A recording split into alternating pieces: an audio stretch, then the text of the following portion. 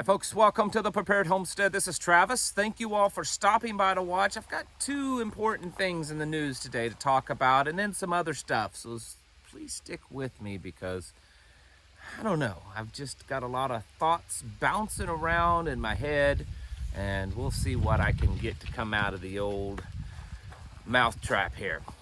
So while we're all talking about all the time, Russia, China, Taiwan, North Korea now seems to be, that area's heating up. Iran is always somewhere in the midst. There's a lot of stuff going on here at the home front that we should definitely be paying attention to. And one of them is this diesel shortage. It's starting to pick up a little bit of steam in that people are talking about it more. And just a few days ago, it was said that we have about a 25-day supply of diesel fuel in the United States. The East Coast is getting hit worse than any of the other part of the country, but it is spreading around the country more and more. And this has been an ongoing problem for a while. It's not just that there's a shortage of like crude oil or anything like that. It's the ability, from what I understand, to actually produce the diesel fuel. It's a very serious thing. It's so serious that some companies are requiring a 72-hour notice on shipments, especially down the southeast, so that they can coordinate and try to make sure that there's enough fuel for those trucks to get to where they're going. Folks, this is quite serious. I mean, here we are, the United States, you know, the biggest and the best and the most prosperous, and we have the land of plenty, right?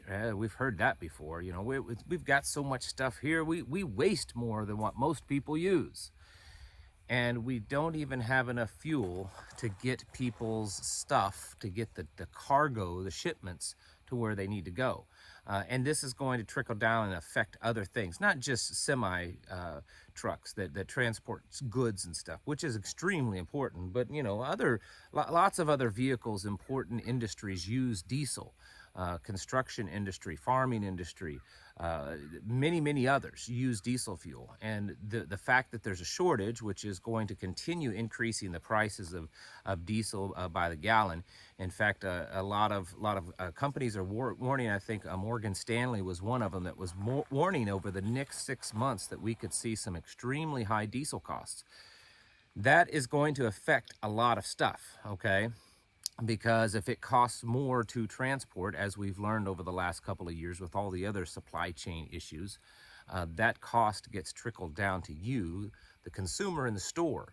So it's just going to be one more layer on top of the already growing bubble that's about ready to burst when it comes to supply chain issues, when it comes to food shortages, when it comes to inflation. And if this gets worse, which it's already really bad, but I don't think most Americans really kind of comprehend the seriousness of where, if we actually start having to ration diesel fuel, and if there just gets to be where there's not enough at all, so that a lot of stuff just has to cut back. So they're triaging things and only shipping the important stuff. That's a very serious situation for us here in the United States, and I don't think a lot of people fully kind of wrap their heads around that.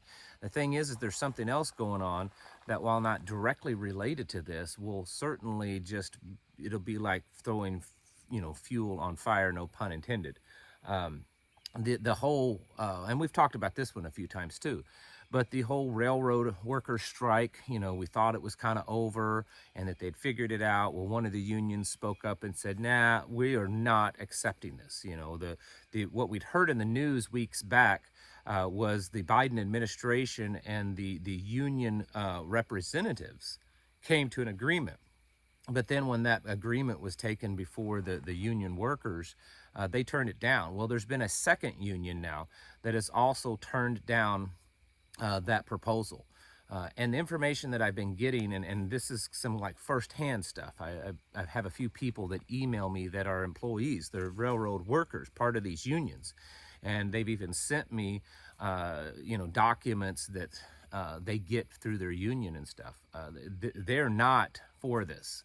They said, one guy told me, he says, I can't imagine any of our employees actually signing on to this, that they want this to go to a strike because they're just fed up with the railroad companies. Well, a lot of diesel gets transported by rail. So there's one right there. That will just exacerbate. It's a snowball effect. Understand?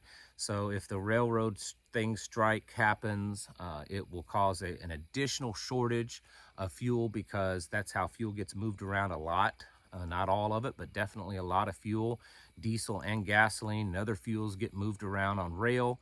Also, a lot of other stuff gets moved around on rail. So again, if we don't look at anything else happening in the world today, and there's a lot of great reset stuff going on, all kinds of stuff.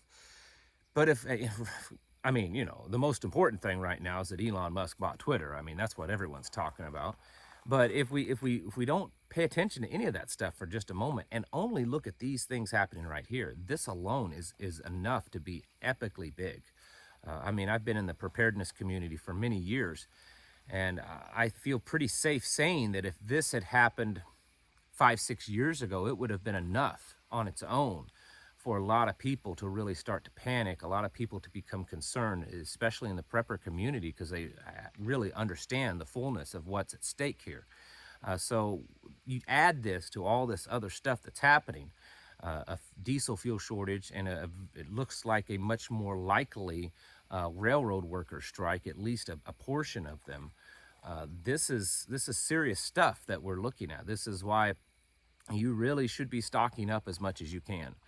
You really should be, getting to that point that you're not hunkering down, meaning, you've locked yourself in, you've bugged in, that kind. I'm not saying to do that. I'm saying get yourself ready for that. One of the options, and just going to throw this out there for those of you, because this doesn't work for everyone. This isn't for everyone, and I understand that. But if you're looking for, that long-term freeze-dried food, the stuff that you can just buy and put away and forget about it, some of you are financially able and are interested in that. There is a link in the description below, and that does help us out here at the channel a little bit. If you're interested in buying that, that's through My Patriot Supply. They're definitely one of the best and the biggest out there. But there's other ways that you can prepare. You need to be going to the stores if you can and stocking up on stuff, food, medical, making sure your water storage, your water supply, your water purification ability is kind of all lined up. Being ready to hunker down for a while. And when I say a while, I think that is something that, well, it's a relative term to begin with. And a lot of people kind of are curious by what we mean by that. And you probably can ask 10 different prepper channels and they'll give you 10 different answers. Mine may be a little bit more dark than some, and I really try as best as I can to not be this kind of the sky is falling doomsdayer. I try to keep things very even keel, because I feel that no matter how bad things get, allowing ourselves for our emotions to take over ourselves is not going to do us any good. So we need to keep as calm as we can, even in the face of a very much, a dangerous, impending doom.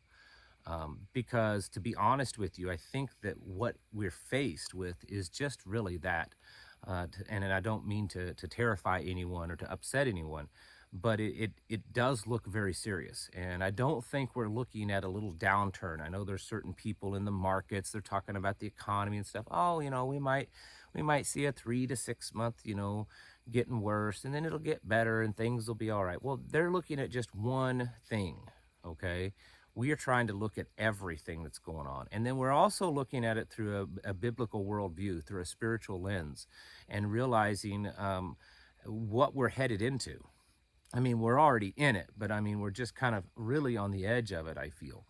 And so, folks, it's serious. We've got to be serious about this and understand that this collapse that we're going through, it may not get better until the Messiah comes back. And if it does get better, it's probably going to be years before it gets better. Doesn't mean necessarily that it would be years of absolute famine and desolation, but it would probably be years before it gets better. I mean, if you look at comparison of what we're going through now to other times in history, and let's just bring up the 1929 stock market crash led to the Great Depression. That happened actually quite quickly, okay? If you look at things like Venezuela, and while they're still having a lot of hard times down there, it has gotten better. Those things happened actually pretty quickly, okay? They happened pretty quickly, and it was a real hard fall to the bottom.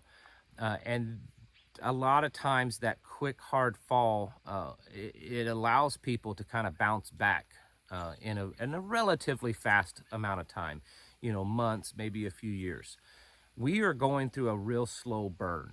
What we're going through, I personally feel, and you can argue with me if you want, that's fine, but I personally feel that what we're going through is more likened to the fall of Rome, which could take years for it to completely collapse.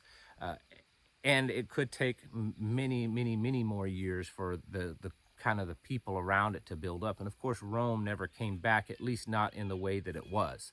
And many people say it's still around in other names, and we won't get into that this time.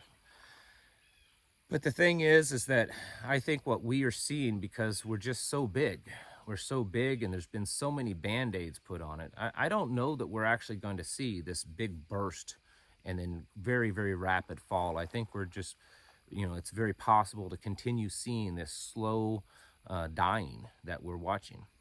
If that continues, I think it increases the probability that that low spot that we finally hit to, that rock bottom, will last quite a while, and it could take a very long time for it to build back up, because you see that the slow death in the economy, the slow that you're seeing happening, they're able to basically steal more money from more wealth from the middle class, more wealth from the workers, more wealth from the average people, from the seniors, than if it was just a very quick stock market crash and then buy it back.